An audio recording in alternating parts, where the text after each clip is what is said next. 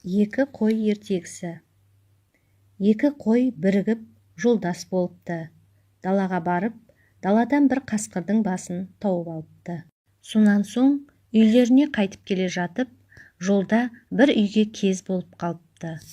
Ішіне кіріп келсе, үйдің іші толған қасқыр екен. Сол қасқырлар өздері аш болған соң, келген қойларға мейлінше қуанып, қай жерге отырғызарын білмейді. Бұларды көріп, қойлар істің жаман болғанын байқап, әлгі қойдың біреуі екіншісіне айтады: «Менің қарным ашты, кешегі сойған қасқырдың басын алып келші» дейді. Сонда біреуі басты алып келіп тұрып: «Сен бұл басты жеп қоясың, ал мен нені жеймін?» дегенде екіншісі: «Аз ба саған мұндағы толып тұрған қасқырлар? Таңдап, семізірегін соямыз да екеуміз жерміз. Маған жалғыз бұл бастың өзі де аз болады» дейді.